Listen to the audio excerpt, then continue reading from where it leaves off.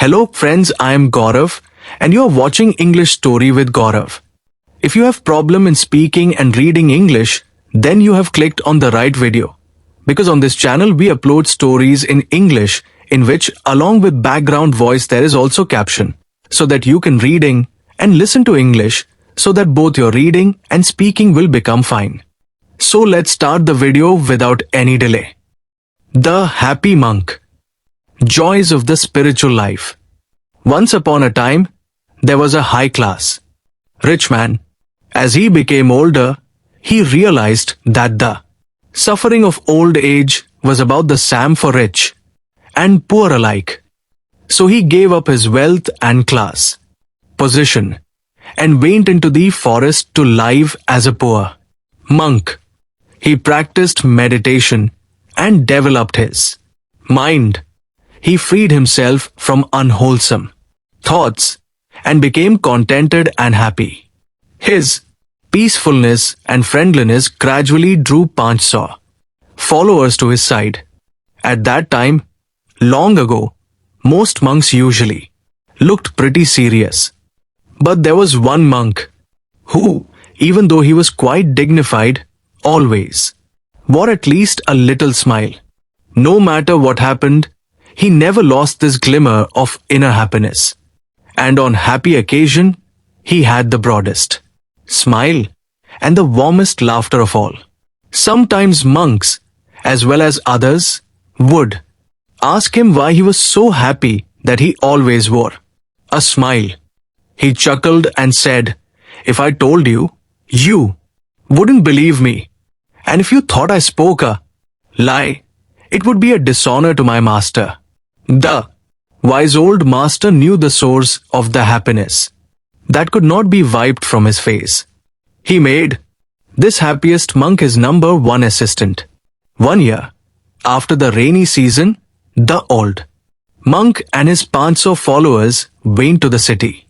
The king permitted them to live in his pleasure garden for the springtime. This king was a good man who took his responsibilities as ruler seriously. He tried to protect the people from danger and increase their prosperity and welfare. He always had to worry about neighboring kings, some of whom were unfriendly and threatening. He often had to make peace between his own rival ministers of state. Sometimes his wives fought for his attention and for the advancement of their sons. Occasionally, a dissatisfied subject even threatened the life of the king himself. And of course, he had to worry constantly about the finances of the kingdom.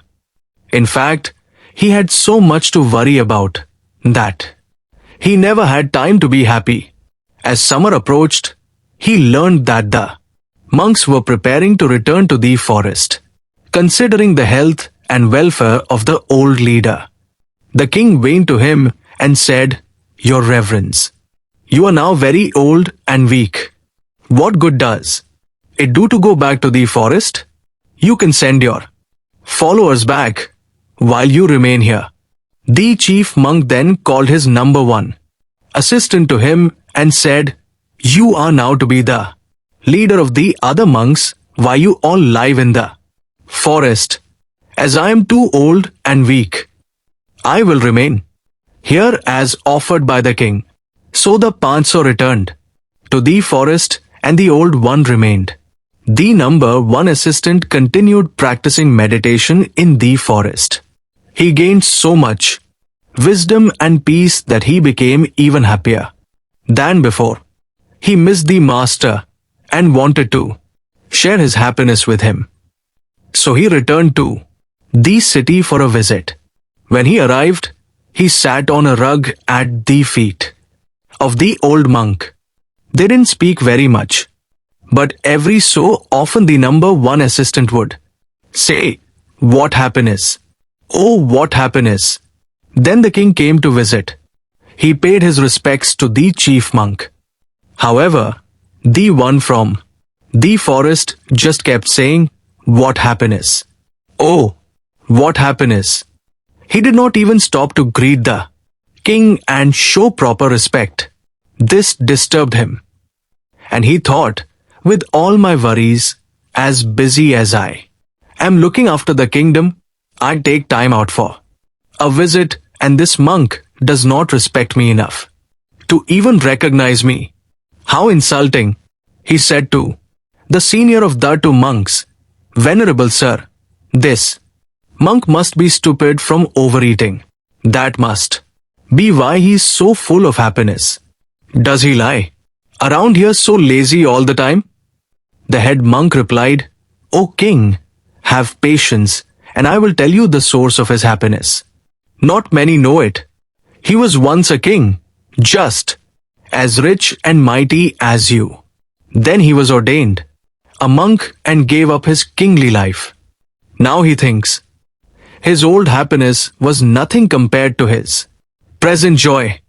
He used to be surrounded by armed men who guarded and protected him. Now, sitting alone in the forest with nothing to fear, he has no need for armed guards. He has given up the burden of worrying about wealth that has to be protected.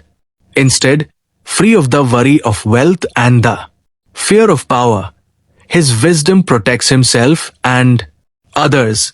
He advances in meditation to such inner peace that he cannot keep from saying, What happiness! Oh, what happiness! The king understood at once. Hearing the story of the happy monk made him feel at peace. He stayed for a while and received advice from both of them. Then he honored them and returned to the palace. Later the happy monk, who once had been a king, paid his respects to his master and returned to the lovely forest. The old chief monk lived out the remainder of his life, died, and was reborn in a high heaven world.